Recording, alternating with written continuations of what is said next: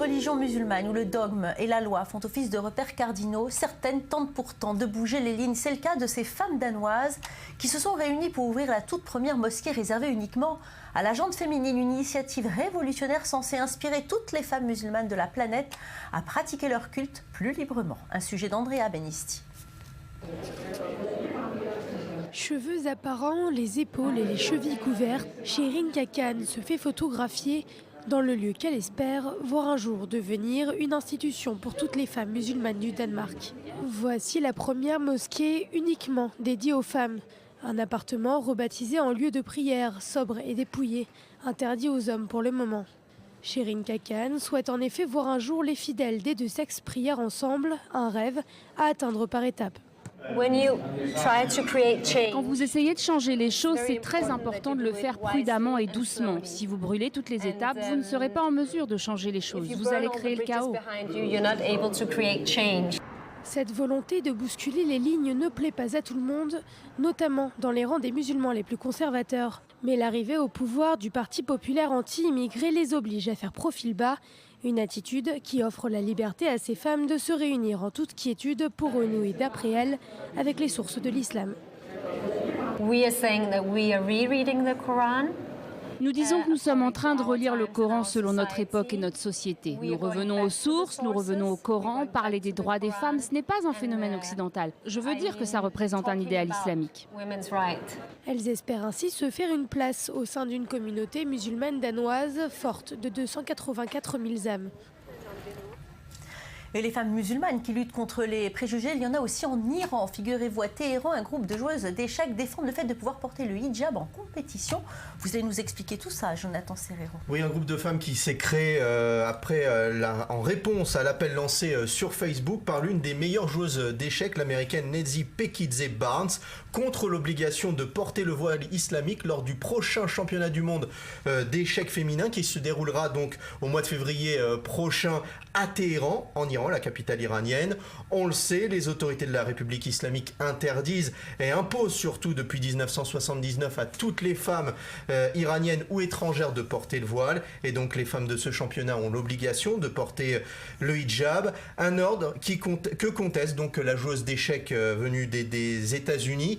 Elle a menacé aussi la Fédération internationale de ne pas participer à ce championnat. Elle a aussi lancé une pétition sur Facebook avec l'aide de l'association My Celtic Freedoms, qu'on traduirait par Ma Liberté volée, une association qui lutte contre le port du hijab en Iran. Pour le moment, l'appel a été entendu par 16 000 personnes qui ont signé cette pétition et elle a obtenu 1900 likes. Et c'est une prise de position que ses adversaires iraniennes ne comprennent pas, voire même contestent. Oui, toutes ces femmes rétorquent que le port du hijab ne les empêche pas de vivre et même de travailler dans leur pays. Par exemple, il faut savoir, Valérie, que depuis une vingtaine d'années, parmi les reçus au concours national pour entrer dans les universités iraniennes, quelques 60% de jeunes filles sont entrées contre 40% d'hommes. Dans le monde du sport aussi, on voit des femmes voilées apparaître, notamment au karaté, aussi au football dernièrement. Elle pense aussi que la tenue de ce championnat à Téhéran et le fait de voir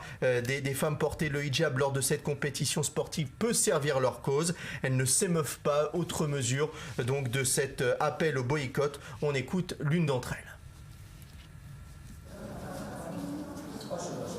Je pense que seulement une joueuse sur 64 s'est plainte du hijab et je pense que les autres qui se sont plaints ne participent pas à cet événement. Ils utilisent leurs idées personnelles pour dire quelque chose contre la Fédération mondiale des échecs.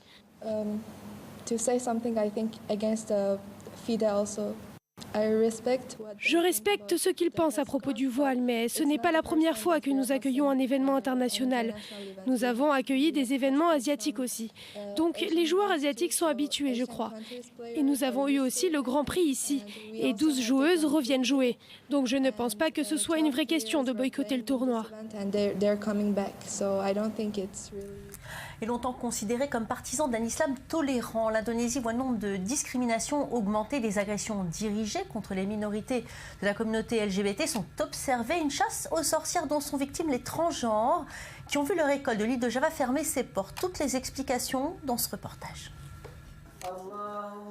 La prière, un acte de résistance pour ces musulmans de l'île de Java. Al-Fatah se présente comme la seule école islamique au monde pour transgenres. Longtemps un symbole de l'islam tolérant pratiqué en Indonésie, l'institution a récemment dû fermer face aux menaces de partisans d'une ligne dure de l'islam. Mais un groupe d'étudiants brave l'interdit.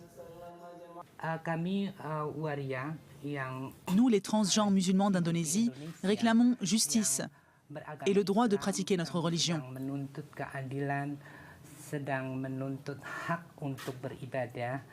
La plupart des 225 millions d'Indonésiens pratiquent une forme modérée de l'islam. Mais la fermeture de l'école témoigne d'une intolérance croissante dans le pays.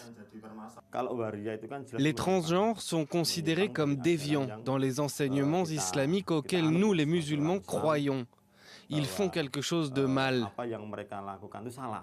En avril, des groupes ont interrompu un festival d'art organisé par des femmes dans la région, centre culturel de Java pourtant connu pour sa tolérance. Face à la montée des discriminations, les étudiants d'Al-Fatah organisent la riposte. Si Dieu le veut, on y arrivera. Et j'espère qu'on servira d'exemple pour tous les musulmans transgenres du monde, pas seulement en Indonésie.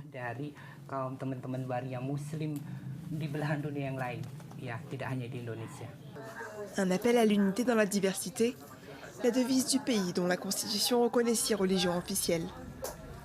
Et la mode est un domaine naturel pour l'émancipation des femmes musulmanes. Maurice, vous allez nous présenter justement une Indonésienne musulmane dont les toilettes de haute couture sont agrémentées par des hijabs. Racontez-nous. Oui Valérie, mais il faut tout d'abord préciser que ce que Paris, la capitale de la mode, est encore incapable de faire, New York, la métropole cosmopolite, l'a fait. Agnesa Hasibuan, styliste indonésienne et musulmane, a présenté le mois dernier sa collection à New York sur des mannequins portant en effet le hijab. Les milieux de mode qui ont ovationné la créatrice qui s'est retrouvée propulsée à la une pratiquement de tous les magazines de mode du monde entier. Appelée Jakarta, la collection est inspirée par l'amour de la styliste pour la métropole indonésienne où elle vit, un melting pot de cultures et de traditions différentes. On l'écoute. En tant que styliste, nous donnons une touche de tradition émirati, mais de façon moderne, en mélangeant les civilisations et en mélangeant les lignes internationales avec les lignes émiraties.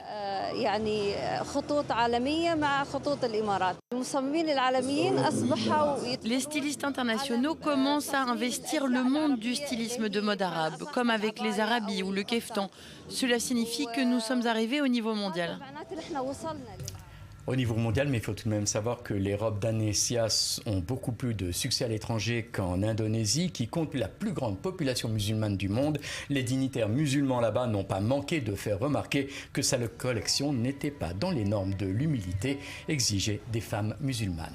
Et justement, on parlait aussi de Dubaï, où là-bas on a compris que finalement le business de la mode c'était florissant.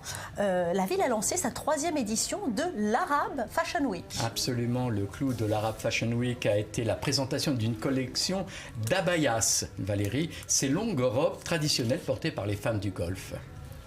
Alors, l'Arab Fashion Week, à laquelle participent 20 maisons de 10 pays arabes différents, conjugue donc tradition et modernité. On écoute un responsable. On l'écoutera un peu plus tard. Il faut dire que le marché de la mode islamique est prometteur, un marché visé par les marques internationales. Et selon les estimations, en 2019, les musulmanes vont dépenser près de 500 milliards de dollars dans le monde. Et au sein de la religion musulmane, l'homosexualité est considérée comme un péché. Pourtant, un imam sud-africain ose braver l'interdit. Il s'appelle Mushin Hendricks, il est imam et homosexuel à la fois. Il a fondé une mosquée ouverte à tous, sans distinction et sans discrimination. On regarde tout de suite son parcours et son portrait. Mushin Hendricks a toujours rêvé d'officier dans une mosquée. Ce Sud-Africain, petit-fils d'un imam, ne s'attendait pas à devenir un pionnier des droits des musulmans homosexuels. C'est pourtant ce qui s'est passé quand il a révélé son orientation sexuelle. J'ai divorcé à 29 ans après avoir été marié pendant 6 ans. C'est le moment où je me suis dit, plus de double vie, je dois être honnête avec moi-même et ça commence par faire mon coming out.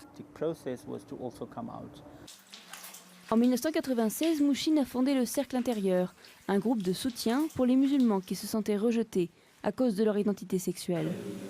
Puis il a ouvert sa propre mosquée, chez lui, 5 ans plus tard. Ici, les homosexuels peuvent prier librement et même recevoir une bénédiction s'ils se marient. J'ai choisi d'être dans un lieu où je me sens accueilli et où je peux faire partie de la communauté, où je peux avoir une relation avec Dieu, une relation saine, sans avoir l'impression d'être en permanence dans le péché. L'Afrique du Sud est le seul pays africain qui autorise le mariage de personnes du même sexe et la Constitution promeut les droits des homosexuels. Mais au quotidien, beaucoup de gays et lesbiennes subissent des discriminations, voire des violences et même des viols dits correctifs. Et au sein de la communauté musulmane, le concept de mosquée ouverte est loin de faire l'unanimité. Comment peut-on être homosexuel? C'est interdit. Et le devoir d'un imam ou d'un musulman, c'est d'aller leur parler et de leur dire « il ne peut pas en être ainsi ». Mais Mouchine croit qu'avec le temps, sa mosquée sera acceptée par les autres imams et pratiquants. C'est une relation à l'amour, à la haine avec la communauté musulmane. Des fois, ils voudraient que je sois jeté du haut d'une montagne, et d'autres fois, ils apprécient qu'il y ait un imam prêt à travailler avec des personnes qu'eux-mêmes ne veulent pas accueillir. Dans la mosquée de Mouchine, la prière du vendredi ne diffère pas des autres lieux de culte musulmans. Mais les hommes et les femmes sont mélangés, et surtout, les fidèles n'ont pas besoin de prier pour être acceptés comme ils sont.